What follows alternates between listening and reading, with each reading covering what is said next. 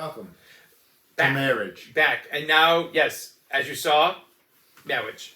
And there's somebody Yes. in this group Yes. Yes. who's been involved in probably hundreds of marriages Hundreds of marriages. and knows nothing about it. I know all kinds of things about marriage, and I decide what it is that I will say and how I say it Yeah, of with course. with each marriage that I Marriage. I am officiant at. Okay, so Yes, you say the words about the experience Yes. of which you have no experience. yeah, well, again, and that is always so. So the big question is: should the church be involved in marriage? No, it should not be involved in marriage. Yes, however, it should be involved in marriage. Why do we say that, Dubs?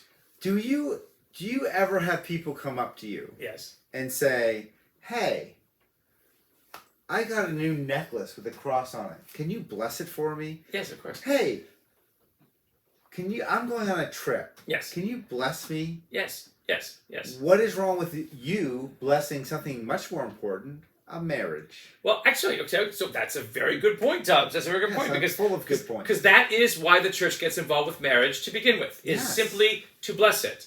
Yes. Now, what happens, unfortunately, is that the church gets involved with marriage to moralize about it. And that's ridiculous and absurd. Again, why? Why is it absurd for people who've taken a vow of celibacy to comment upon something. and agreed not to get married to be the arbiters of marriage Exactly. in the Catholic Church? Exactly. I don't know. Exactly. It makes perfectly good sense really, to me. You know, and to many people it does, and those are marriages that I shudder to think what will happen to them and what's about in there. So yes.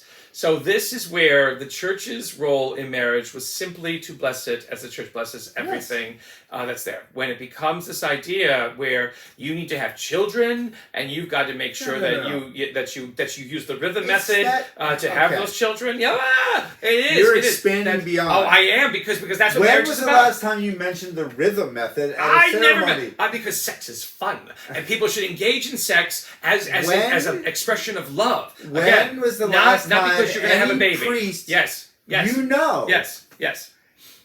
children are a gift from God. They are a gift, they can happen when things are ready. You know, for children, Or sometimes when you're not ready for them. Well, exactly. But it's a blessing from God. Yes.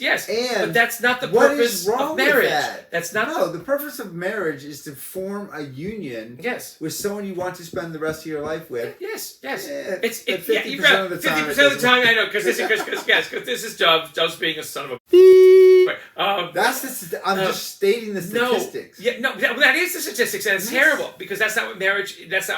No, I understand, but we're all human and we're fallible, right? Which is why we have penance. No. We don't. We do not need to see go. our podcast. Please go see our podcast on penance because it helps to kind of shed a lot of light on that one.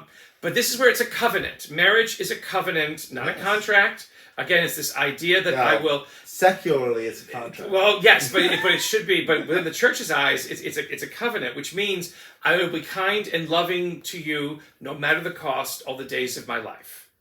That's the bottom line of it. And that's between the two people who themselves and the married couple. I'm sorry to interrupt. No, go right ahead. Are not promising to have children. No. The only thing they're saying is, if we have children, yes, because we're here getting married.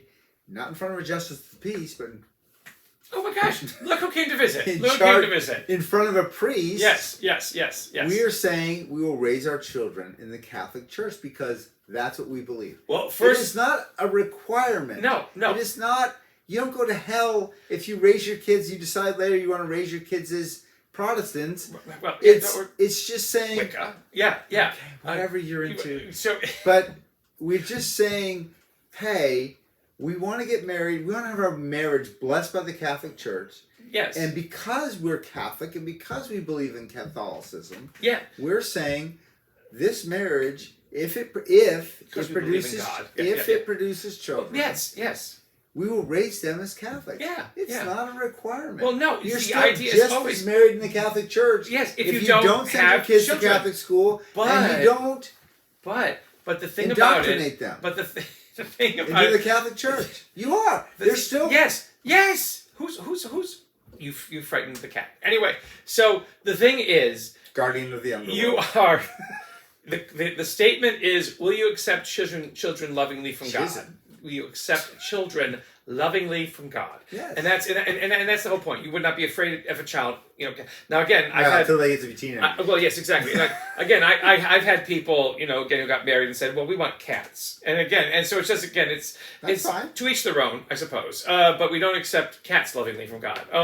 Do they raise cats in the Catholic Church? I don't know. I've never really. I kind of they dropped out of sight. So, but so this idea of the covenant and.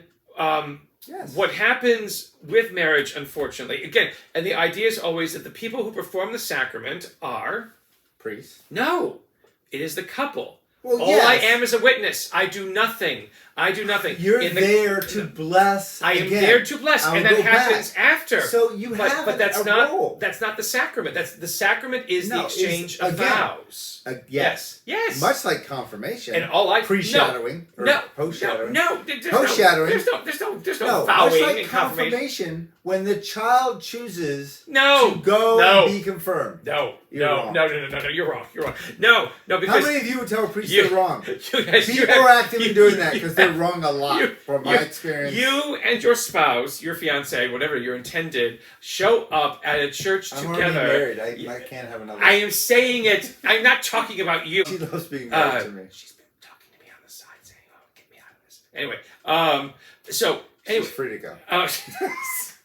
So anyway, the couple make a statement together of giving themselves to each other. Yes. And that does not happen. And that's blessed by God. That does not happen. Well, it is blessed by God right there, and that is the sacrament. It is the words. It is not the ring. The ring is not the symbol of the sacrament. No, it's the symbol of the marriage. No. Well, no, it's not. Yeah, I have one right here. Well, exactly, but it's kind of a layer day kind of a thing, because prior to 1969, the woman was the only one who got the ring. And why? Like the prize pig at the fair, the ring was put through the nose and she was led home. And that's really what it was. She was property, to be, make babies. I don't know what. Make your dinner. Yes. And that had to be corrected. And so it's only in the post-conciliar, right after Vatican II. My parents were married well before 1969, and they both had rings. Mm-hmm. It was not required. Again, that was a wonderful thing. That was a wonderful thing that your parents decided to give each other rings. Again, but the whole idea is to make sure that the woman got the ring. Plus the blessing. Because the blessing. What woman would want a huge diamond? Yes, exactly. Oh, my God, you are so callous. You are so shallow. Anyway, the blessing. Where's that from? The blessing. I don't know. The Princess Christmas Bride? Vacation.